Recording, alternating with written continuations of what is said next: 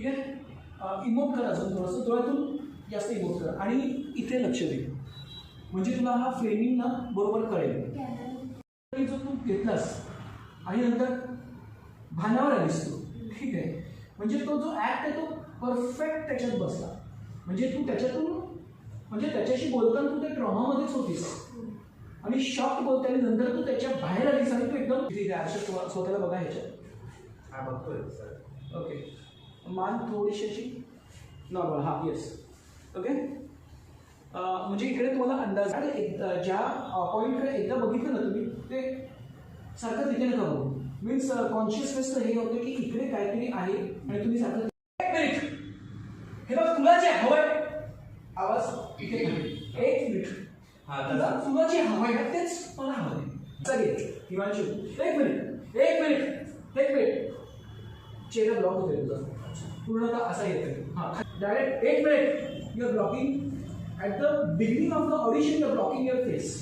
मग थोडासा जरा तू जे एकदम फास्ट चाललंय ना सेकंड पार्ट कशी बोलतेस ना तू आरशातून तुमचा फ्रेम बघा तो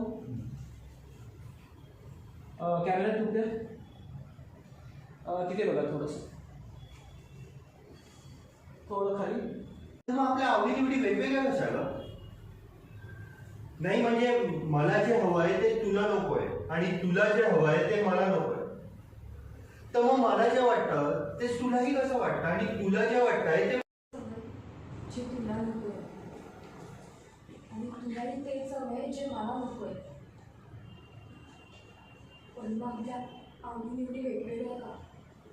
तुला जे आवडतं तेच मला आवडेल आणि मला जे आवडतं तेच तुला आवडेल, तेव्हा हा संपूर्ण प्रॉब्लेम सॉल्व्ह होईल. जे मला वाटतंय तेच तुला वाटतंय आणि तुलाही तेच वाटतंय जे मला वाटतंय, तरी आपल्या आवडीनिवडी वेगळी कशी ग?